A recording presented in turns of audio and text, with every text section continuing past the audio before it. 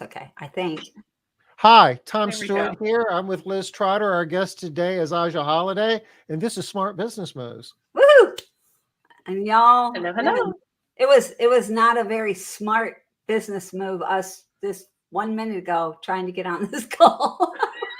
We were having some technical challenges, but we soldiered through, and we're here, and we're ready to rock and roll.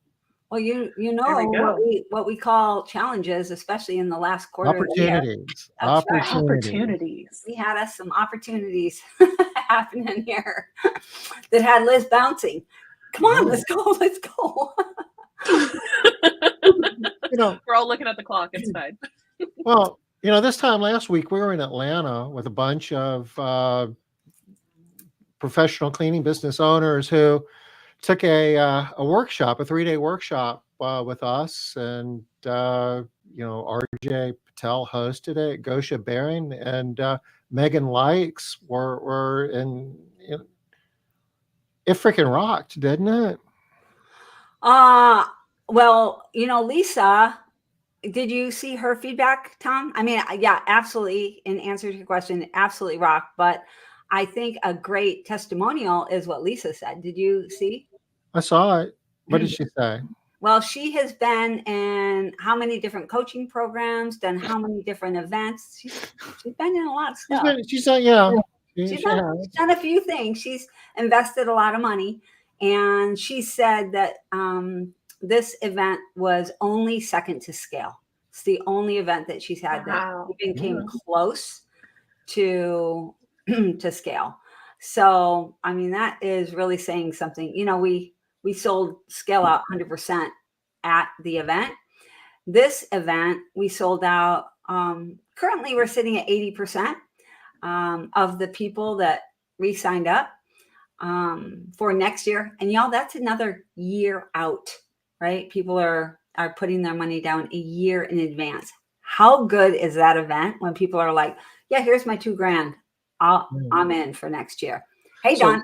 Don's one of those people. So this event was a 3-day workshop on basically getting your ducks in a row for 2025.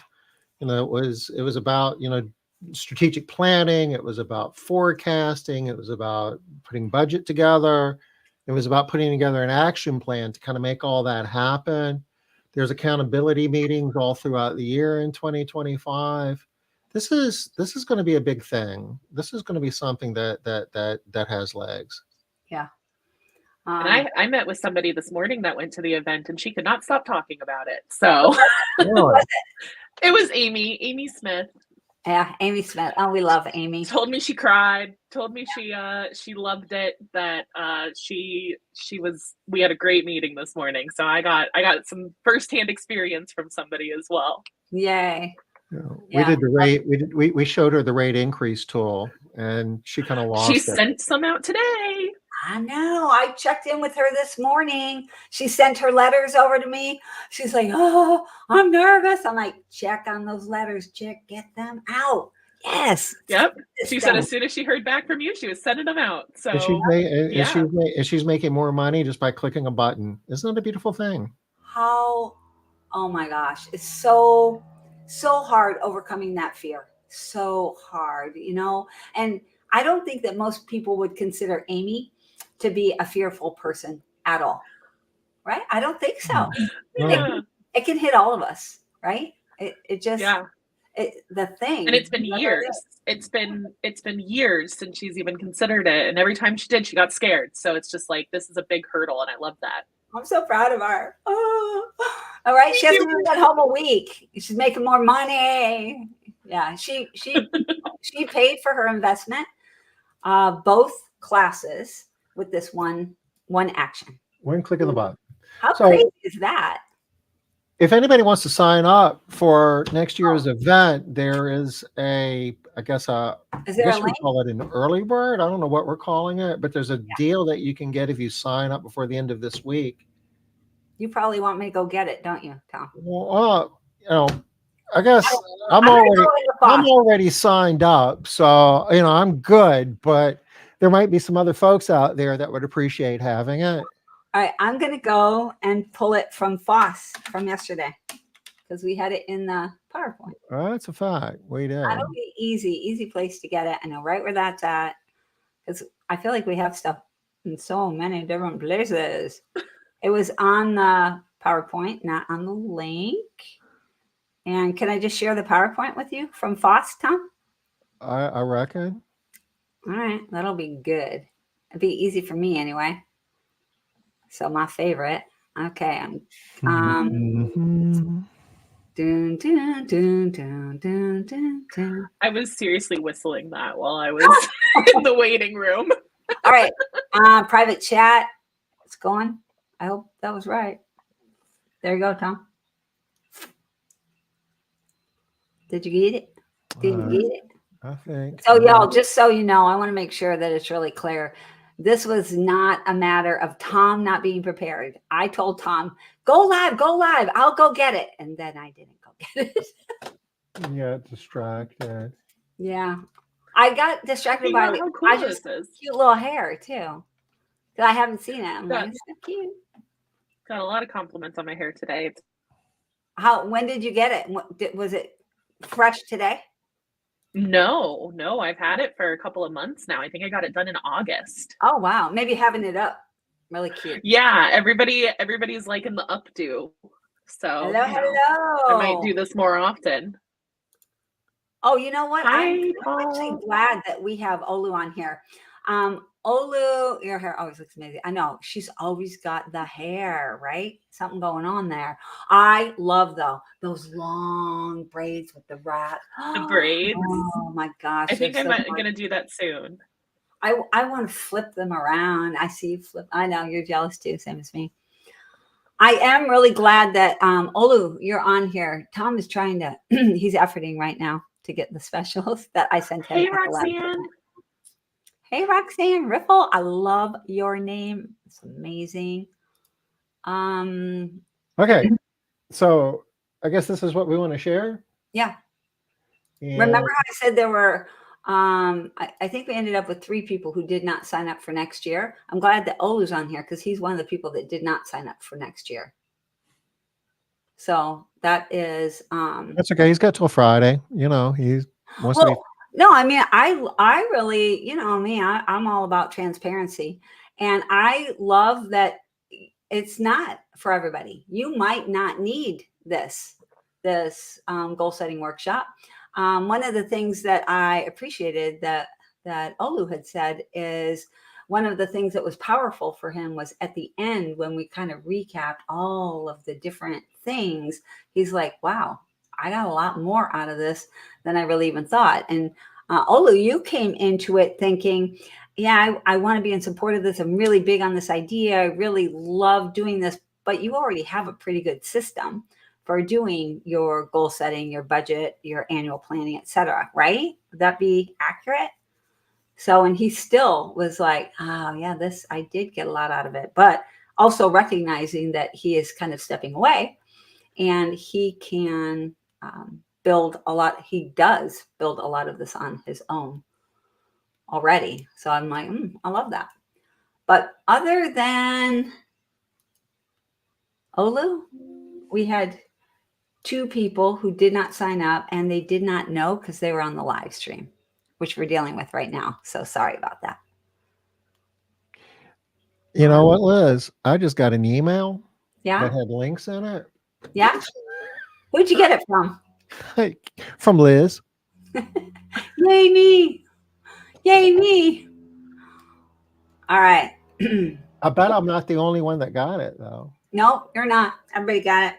Hey, Dawn, since you're on here, and I know you did sign up for next year, which I always am amazed not amazed, but I'm always, I guess, gratified is the word, when people sign up for an event and a year in advance, knowing that they're going to get enough value and they're going to want the new and improved version.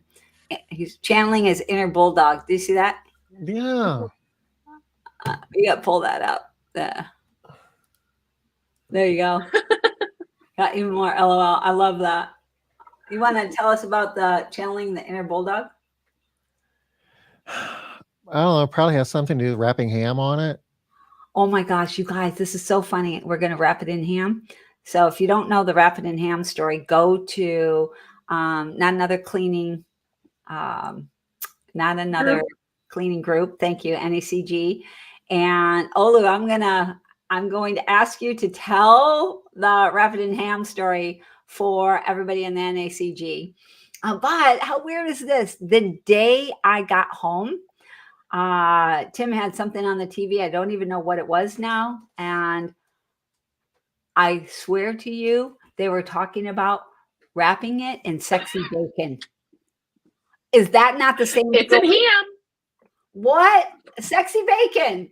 It's like, what's happening right now? I'm going to find out what that show was. How crazy is that? It was the very next day. So weird. I'm like, Olu, got to them. And so any problem you have, ham will fix it. If that doesn't, go for the sexy bacon. That's right. Sexy bacon is your second option. Oh my gosh. Rabbit and ham, Dawn.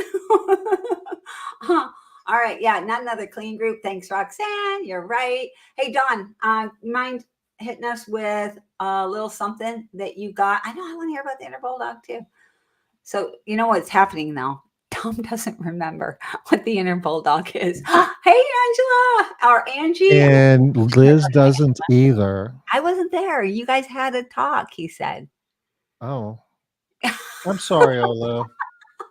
Poor Olu. He doesn't listen. I know he doesn't. No. There's a lot of things. I got a lot of stuff to keep up with, okay? He's busy. He's got a lot going on right now. I could tell you a lot of stories about things Tom doesn't remember.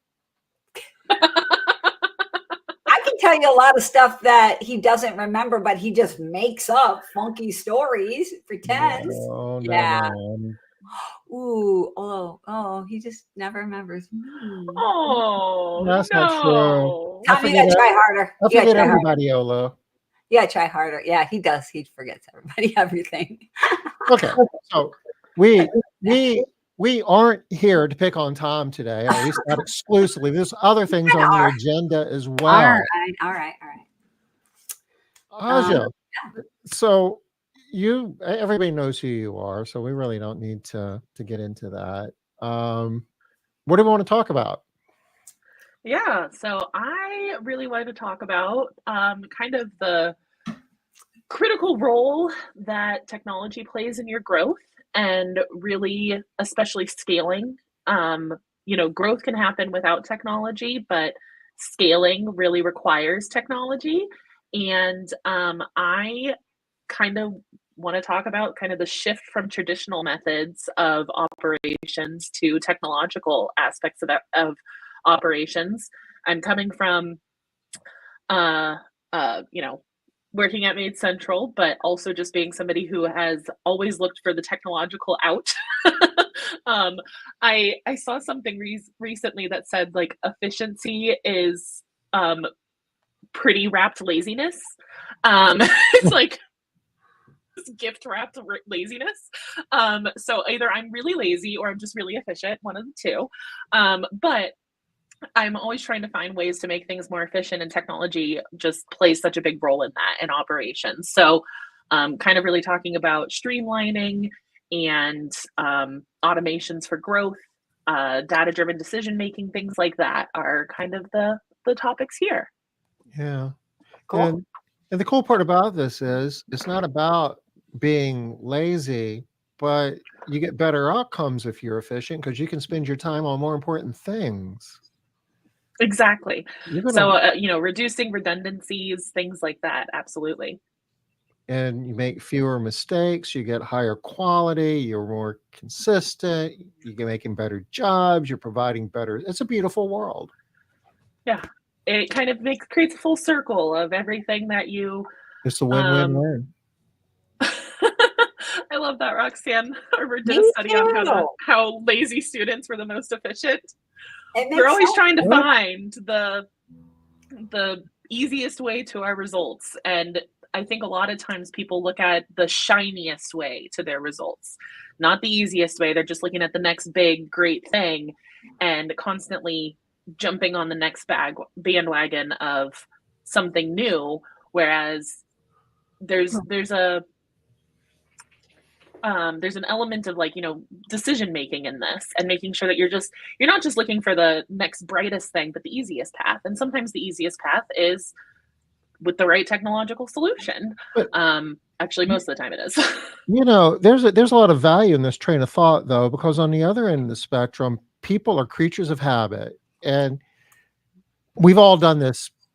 Maybe not all of us. A lot of us have done this with various things in our lives where we're doing it the hard way, or a way that's harder than what we need to, because it's the way that we've always done it.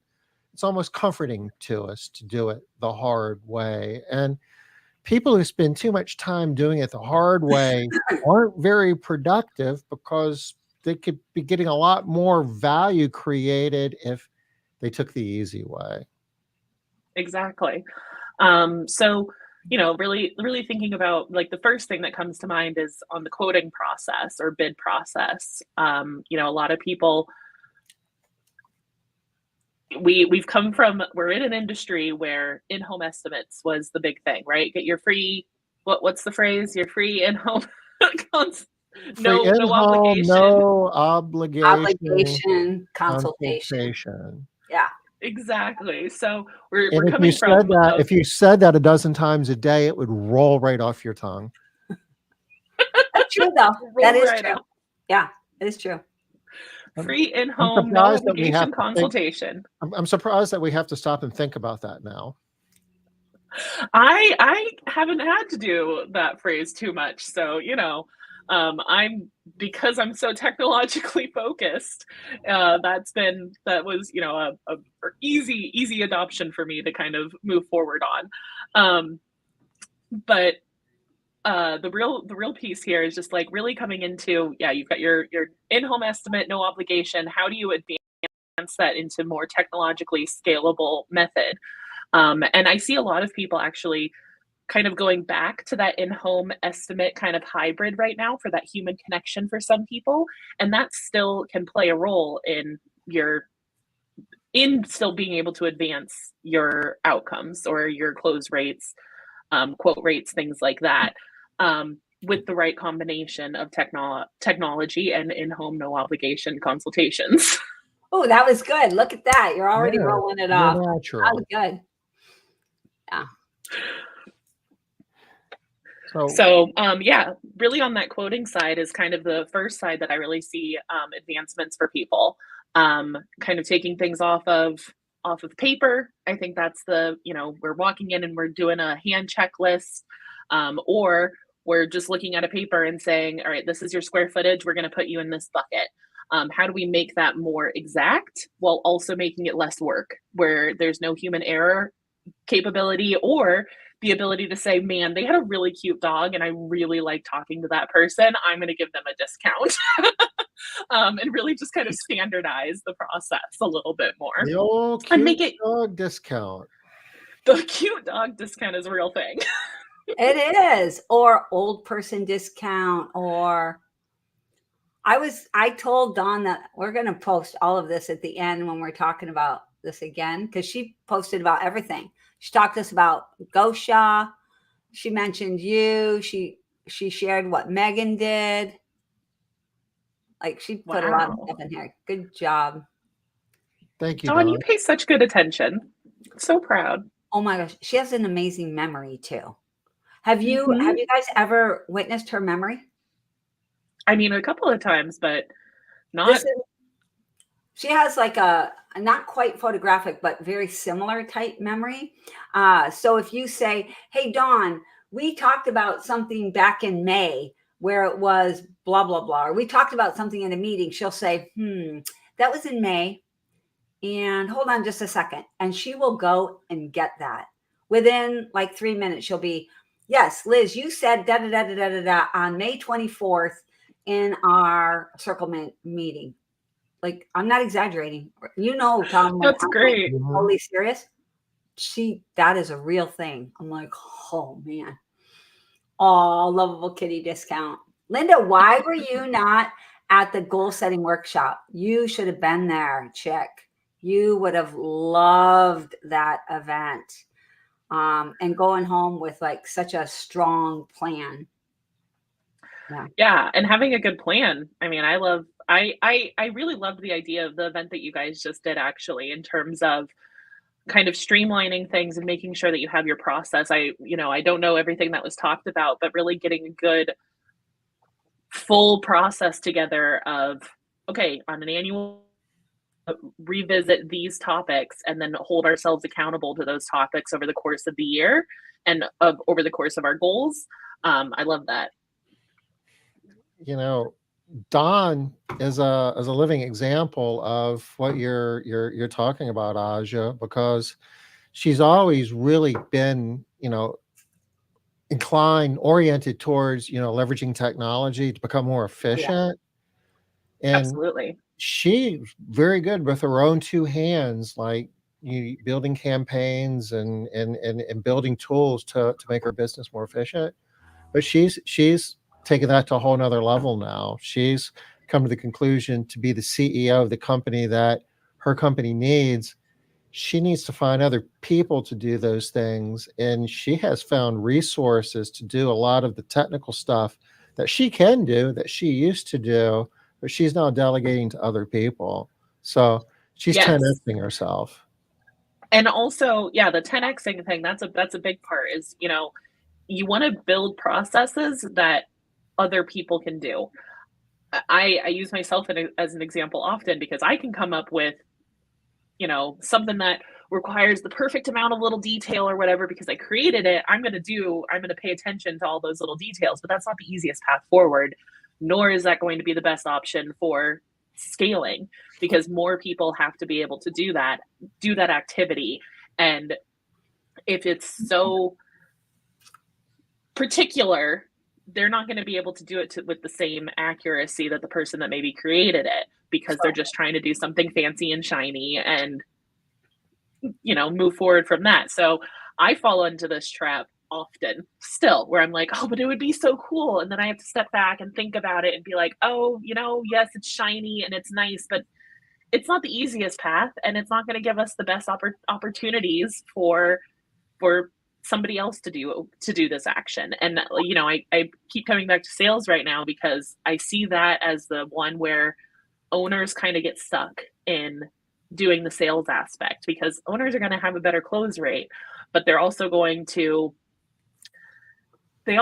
to give themselves more leeway in changing things around, right? Whereas somebody who isn't the owner is not. They get the dog special. Mm-hmm. Yes, they're more likely to do the cute dog special than somebody who is not an owner. And so I really think that focusing on what's the easiest path forward, and usually that's going to be, within your current tech stack, or finding a tech stack that really works to make things easy and centralized. I just lost that thought. Love it when that happens. Just flew right away. So I did want to comment on with Dawn. So one more thing. So Dawn has always been kind of, she was more headed toward execution. She was that's how she's anchored, all about execution and doing the stuff. But while she was doing the stuff, she could only get so far, right? And now that she has been passing off a lot of the action items, she has a brand new set of things to do that are actually going to grow her business so much more quickly and effectively. And that's kind of the point, is that getting the owner into growth space and scaling space, where if you're constantly in the day-to-day operations or you're the one always executing, then nobody's considering your growth. What's next? It's not just you're the one constantly building the things and doing the things, but you've got to train people on them. You've got to hope that they do it the same way that you built it, versus saying, okay, these are the goals and we need to reach these goals. How are we going to execute this from somebody else so that I can keep thinking about the next step of growth, and seeing how those changes are actually impacting the business as a whole. So having somebody, the owner most likely, or the head operations person, I guess, looking at looking at numbers on a regular basis and knowing when something is out of line, and not being the person to fix it, but being the person to start the conversation on how do we fix this, and keeping them in track with what's the easiest way to fix this, not the most shiny way to fix it. I think I see this often with owners.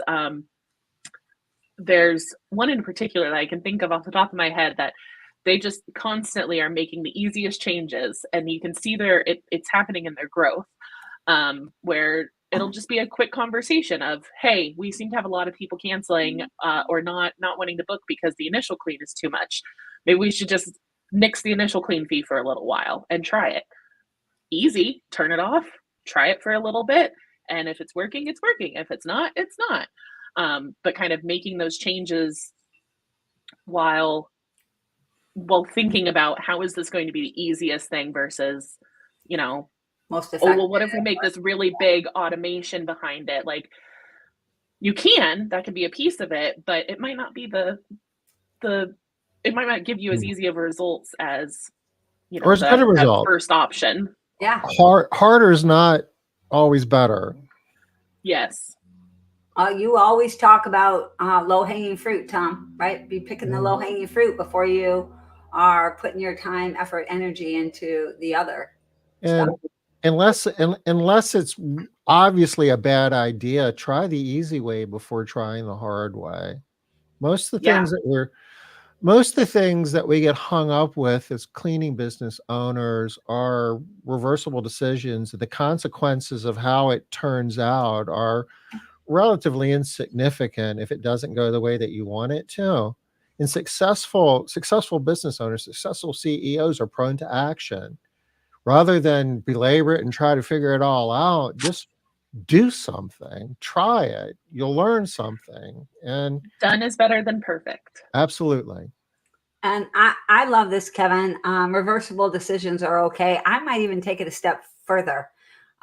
Reversible decisions are preferred. Right, let's get in there and try it. Let's do this thing. It's a reversible decision. Let's check it out fast now. Do it. And almost everything that we're doing is a reversible decision. So much. There are very few are an irreversible decision, and I think that's the key piece here that people sometimes miss, is just okay, yeah, this is a big change for us, or even if it's a small change for us, I need to figure out every little detail before we even try anything. No, try a little piece of it first, or try whatever the easiest part of it is first, and it's going to build on itself, the next easiest thing and the next easiest part of it. I think you do have to be a little bit careful when you're messing with people's pay. When your employee pay. But outside of that, man, there's just a ton of leeway. We were talking with Amy, back to Amy again. We were talking about price increases, right? And even that's a reversible decision. And in her mind, it was like, but it's not, but it is. Even with pay, though, a lot of times we get hung up on things that we shouldn't. You've got all your incumbents who are working for you. If you want to make a change in your pay plan, say that we're going to do something different with the people that we start hiring today. And if you're like most companies, 6 months from now, that's going to be affecting a whole lot of cleaning professionals. And it's easier to adjust incumbents at that point because you've learned some things. So, you don't want to necessarily change everything across the board. Same with rate increases or changes of scope of work or whatever. It's like cleaning carpet. They always say test in an inconspicuous spot. Just try it a little bit, see what happens. And you think about, like, there's so many different ways to think about those pieces. So many different ways to, I guess, start working on them. Oh my goodness, so sorry. I'm blanking all over the place here. End of the day over there. Yeah. It is absolutely end of the day.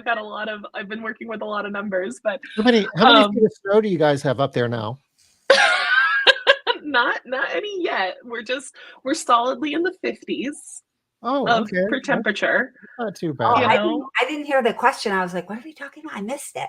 Temperature. Sorry. No, yeah. No, I was thinking about, gosh, what was that? It's probably a lie, Aja. That's what my mom always says. Yeah. It's Yeah, like, it'll it's come probably a back. lie. Like, Mom, Keep what talking, do you Tom. It'll want? come back. I was thinking about your topic though a little bit, before we started, and in the context of where we are now in 2024 and the technology and how much easier it is and efficient it is to do not everything, but most things. Payroll used to be a career for somebody. Now it's clicking a couple of buttons. Scheduling used to be a career for somebody. Yeah. Now, like even for a large company, It is still, Tom, for a lot of companies still have one person doing all of their scheduling, and that's their full-time job. That's all they do. Should tell us, how I am long a- did it take a big company to do scheduling? I don't think any company, no matter, I haven't seen a company of a size that breaks this rule, but I would say 15 hours a week. Max. I'll even up it a little bit, 15 to 20 hours. Right. And I think those extra 5 hours is not totally necessary. But for a lot of But really, companies, it's like, it's a meaningful amount less than that, isn't it? Oh, yes. I would say like 2 hours a day, 10 hours. I mean, Yeah. at max, at the max end, where it's like where somebody is handling all the scheduling changes as one person. Roxanne is in my consistency class right now, and I probably say every class, scheduling is not a full-time job. It's just not. When you're using the right tools, when you have the right pieces of technology in place, there isn't a need for somebody to be constantly looking at the schedule. And if they are constantly looking, no, What? I keep pulling it out. She's gonna be so mad. You got What? I didn't type it. I'm just, if Olu didn't want it out there, he wouldn't have put it there, right? No, I'm sorry. You saw me 3 times. I tried to pull that off the screen, but the men calling her out. He's channeling his inner bulldog. I'm just helping him out. I do have to agree though, Brielle. I'm sorry. Like if you're making it into a full-time job, yeah. I will say one thing. There is a time when it is a full-time job and it makes sense. When your systems are really jacked up, you do have to have it as a full-time job because you have to fix so much stuff all the time. And so much is just in your head. In your head. Like the scheduler is just constantly having a constant stream of information. Yeah. I talk about scheduling dreams, where you're just thinking about your overnight, your brain is just thinking about all the possibilities of what could happen on the schedule.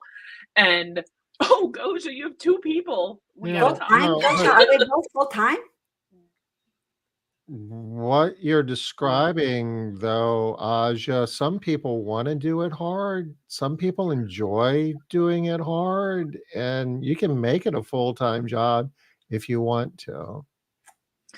Yeah, you can. Company, Tom, how long ago was it that we went to the company that was still doing it all on paper? How big was that company? I guess in today's numbers, probably at least a $2 million company. Okay. And the schedule was all laid out paper on tables. And the scheduler had impeccable handwriting and my gosh, number 2 pencil with a very sharp lead. It was gorgeous. It was and a worn out eraser. A thing of beauty. Oh my goodness. Scheduling. Yeah, thing of beauty. I can't imagine. But I really loved that part of the job.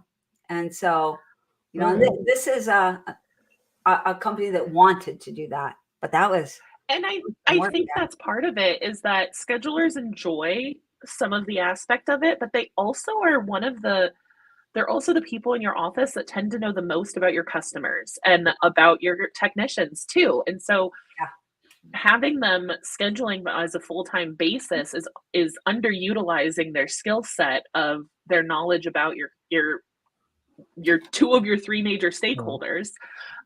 We talk about our 3 stakeholders being the company, your customers, and your technicians.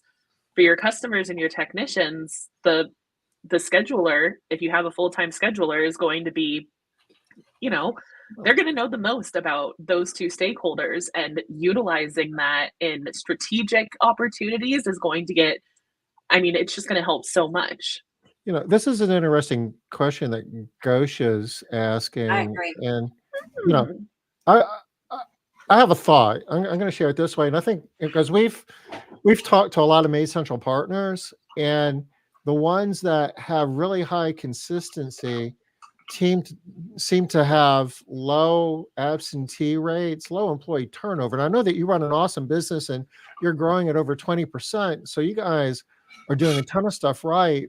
But if everybody comes to work every day, and if your customers know they're going to get the same people back every day, if they don't change their schedule, they don't skip, and everybody just kind of goes to everybody and kind of runs off the master schedule. There's a whole lot you have to touch. It's really kind of an automatic thing. There's fewer adjustments that need to be made. So, you know, all things being equal, the more technicians you have, the more homes you're cleaning, the more adjustments you might need to make. But if you're training, you know, your customers and getting your technicians to buy into the fact that we need to be where we're supposed to be when we commit to be there, there's much less adjustment to the schedule that you have to make. It's true, but it also means that, yeah, you're making it's true. You're not going to have everybody show up every day, but that's okay. When the only changes that you have to make are the changes that are kind of forced on you, that's where you reduce the time. And here, Goja, I'll tell you this. If you're having two schedulers that are working on the schedule pretty much constantly, one of the things that I recommend for people to kind of reduce their time scheduling is don't touch it. Don't touch it all the time. You touch it 3 times and then that's it. You touch each day 3 times, and it's, you know, a week before you're setting it, a day before you're setting it with all the last minute changes, and then the morning or with what changes have happened since you set it the first time, and then you're dealing with it again the morning of. What I see a lot of people doing is every single time something changes on their schedule, they're readjusting it. And it's their job. If it's their full-time job, they're going to fiddle with it, because what else are they going to do? Yeah. But the more that you're fiddling with it, the more you're messing things up for consistency's sake. And I can't speak enough about consistency. It is the biggest impact on your business. It impacts, I think, 10 out of 12. I can make a reason for 10 out of the 12 KPIs on how consistency improves those KPIs. At least 7 absolutely directly, and then the other 3, as far as the core KPIs go, I can make an argument for on how consistency impacts those. But that only leaves 2 of the 12 core KPIs that aren't being impacted by consistency. And your scheduler always moving things around is messing up with the consistency every single day. And it's also just making more work for your schedulers that isn't actually getting better returns. Got a lot of stuff happening here. And there's another thing that I see scheduling people do, and that is not making any changes. They get the information in, and then the morning of, they try to make all of these massive changes. So that's all they're doing is in the morning, they're trying to do everything along with dispatch. And that also is a train wreck. Everything else that they're doing, got to keep that master schedule in good shape, right? That, yes. I mean, once Kathy Gage originally presented the idea of a master schedule. Probably was hers the boards? Yeah, how many years ago, right? And that sort of changed everything for everyone. Then you took, I believe, Ajia, you're the one that first took her master schedule and put it into the computer, because it was not sustainable on the wall. I mean, she was barely making it happen, and then putting it into the computer, and then again going to, you know, I think that's one of the first things, Tom, that you loved about Ajia was that master schedule. It wasn't one of the first things. It just added it to the list. But we were at a workshop. I guess it was Native August 2018. Event. And Yeah. then that was the first time we met, but then January 2019 is when I showed you the master schedule. And you said that you were working with Laura at the time, and Laura wanted you to give that to us so we could put it in MaidCentral. Yeah. Yep, she wasn't able to come to the event, and it was my first time traveling solo. So let me just put that out there. I was terrified. I had never traveled alone before. That was the first time I'd It's ever kind of a traveled non-event alone. now, isn't it? Now I'm just like, oh, I'm getting on a plane again.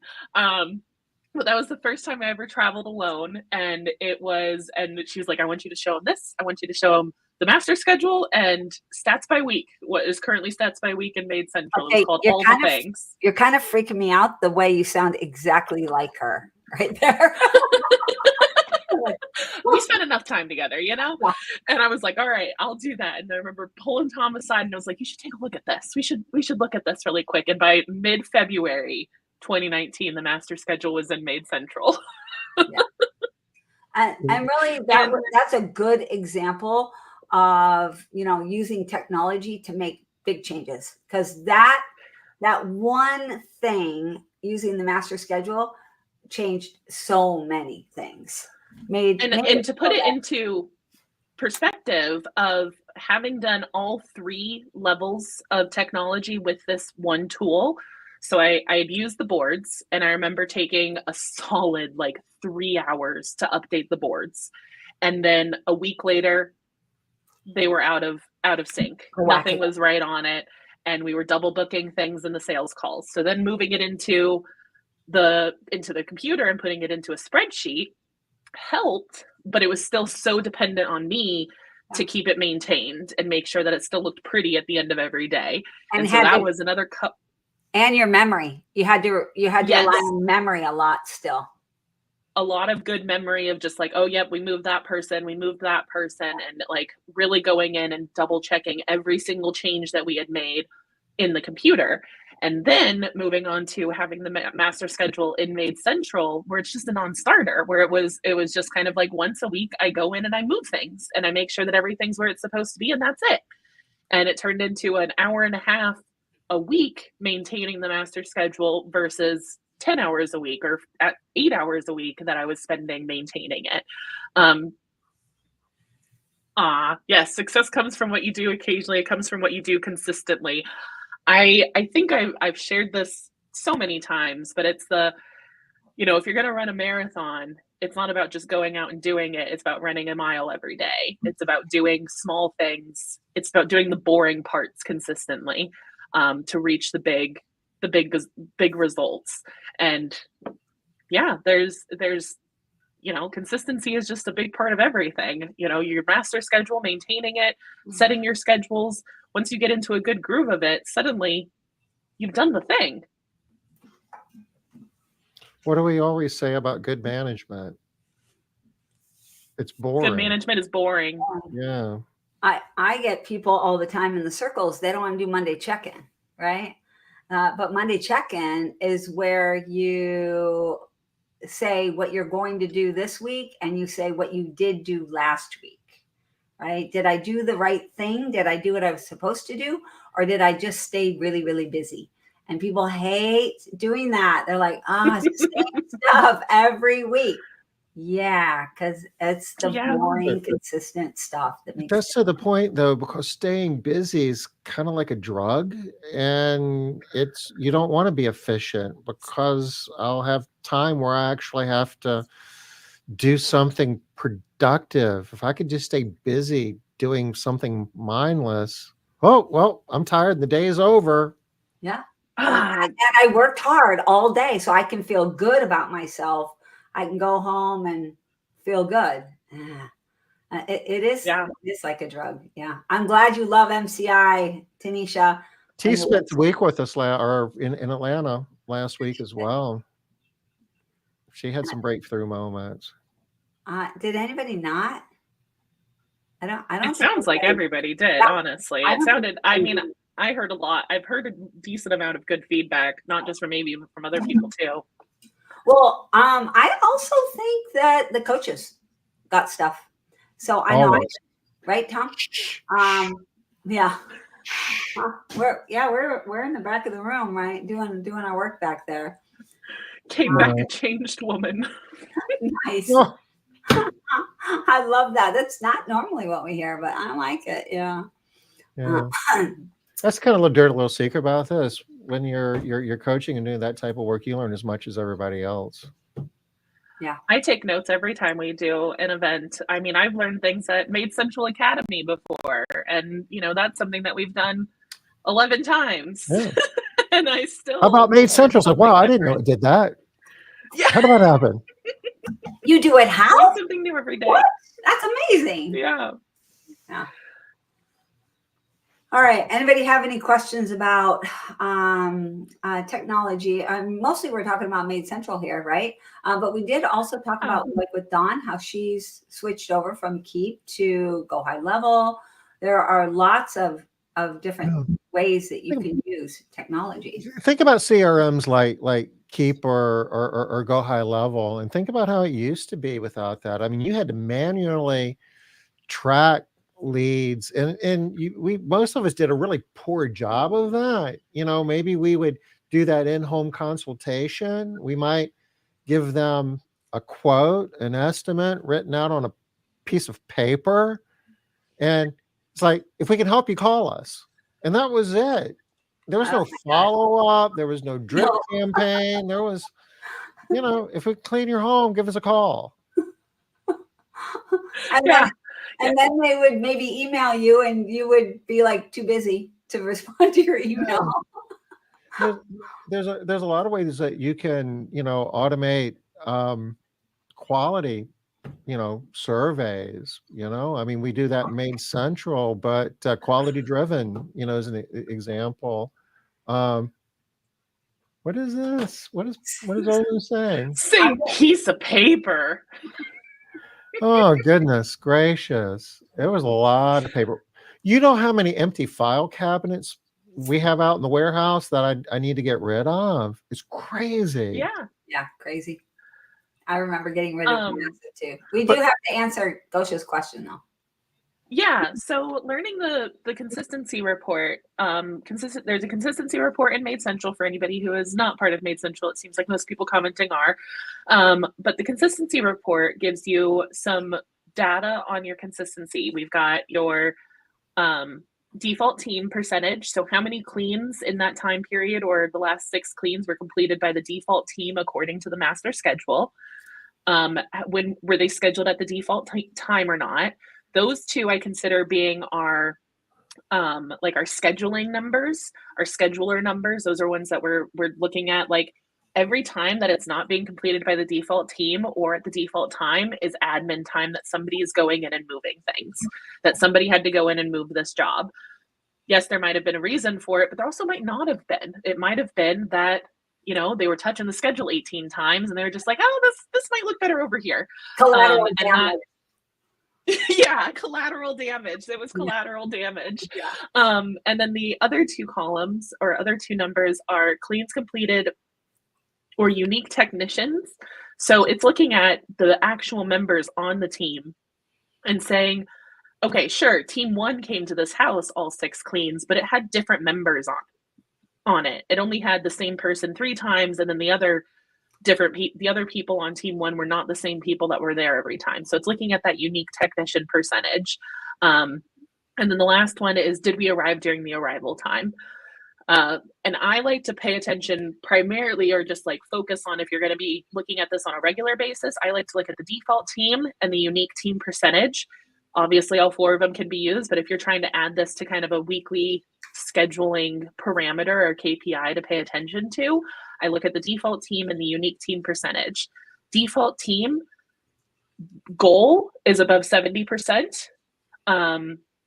Right now, I'm hoping to see that number track up higher the more that we kind of are talking more about consistency and having that number available to people.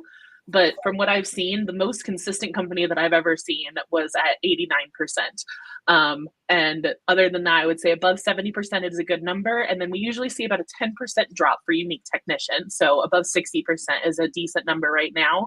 But I'm hoping to change the game on consistency over the next couple of months, where those numbers both bump up by 10% at least, as far as what is a good number to achieve. Because man, is it hard for me to like say in my outside voice that 60% unique technician is a good number, because that doesn't feel good. That's a D in my brain, and I can't quite get past that.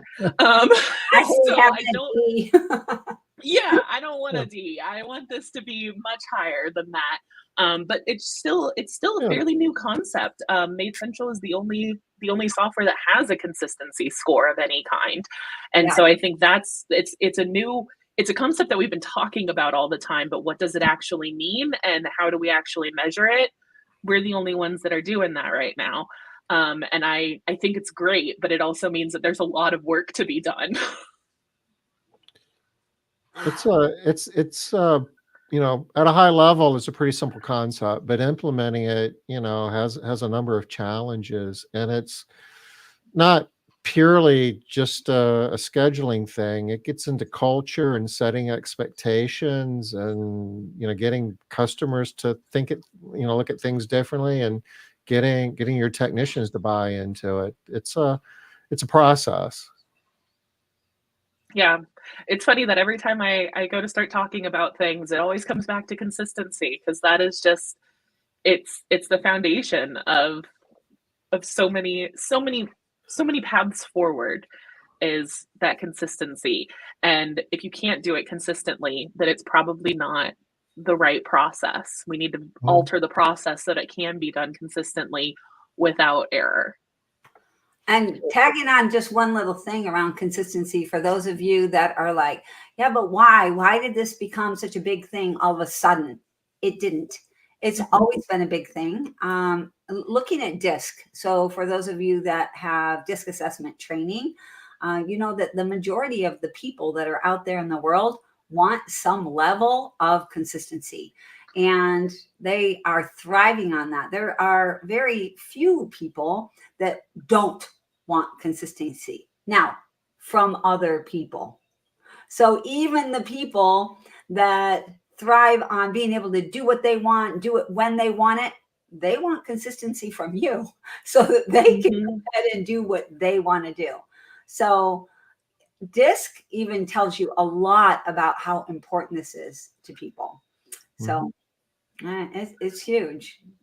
I always say, whether you advertise it or not, your technicians and your customers are significantly happier when the same technician is seeing the same home on a regular basis. And it's also great when it becomes a surprise, when it's like, yeah, maybe we don't promise it, but guess what? You've had the same technician 3 times in a row. That customer feels it. And I've been getting more house cleaning services as a consumer recently, and I'm not one that cares necessarily. I'm one of those people that is like, yeah, I want to have my house clean. But I did have the same technician 2 in a row, and I was like, ooh, that felt good. That felt really good. I didn't think it would change my opinion of the clean so much, but it did. You know, and technology makes a lot of this, you know, creates these opportunities for us. You know, back when we were scheduling off of a board and spending our day making phone calls, reminding customers that we're going to be coming out and cleaning tomorrow, and doing payroll manually. I mean, you're just fighting one fire after another, and forget about consistency. I just hope we don't, you know, forget to clean a home today that we're supposed to. And Exactly. we've got better data now. You know, we've got a report for that, and with the better data, we can do those things. And you know, the whole theme of what we're talking about here, using our time more efficiently on the more higher order things. This is one of the more high order things that we have the time to do, because we're not doing all the administrative minutia. And you don't have to remember every little detail and hope that you don't forget it, because Because you will. You will forget. you will. Anything You will. that relies on memory is not a system, y'all. Yeah. You've got to get out of memory. So, Tom, I was hoping you could pop up the specials there. We only have 2 more minutes to share here. And this was one more thing that Megan did. She gave us, she took 2 years of P&Ls, And within a few hours, she created customized budgets for every single person. So here's what Wow. you've been spending, and this is what you've been spending it on. And to get to the goal that you said you wanted, because that was done first, this is what you're going to have to do. Here's some changes that you're going to have to make, and here's the budget you need to follow. That was a game changer for a ton of people.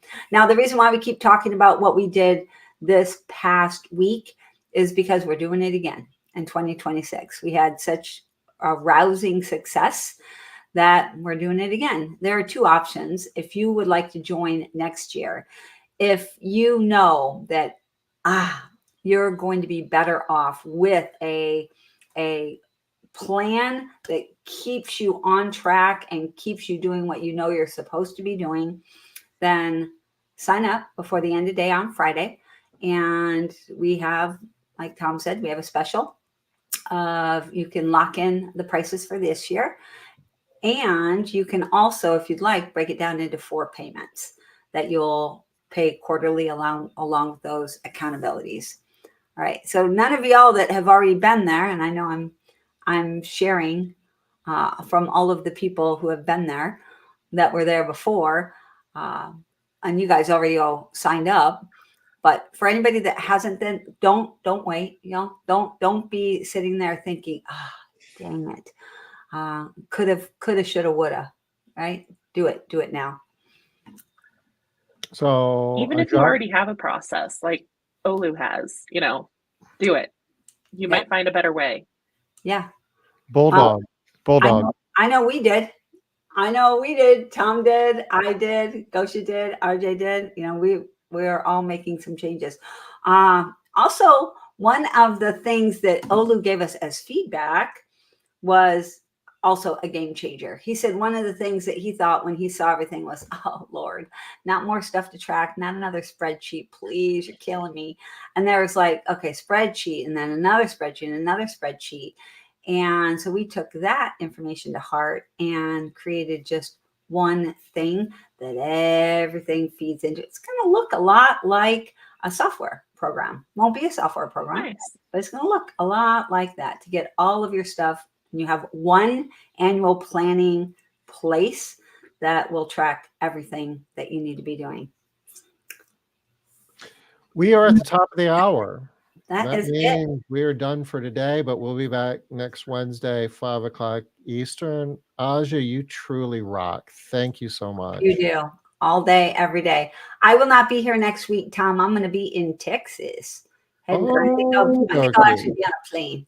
Well, somebody will be here and it's going to be really good. So come back.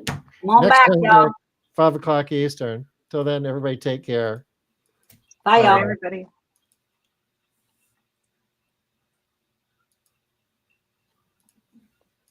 I forgot that I'm the one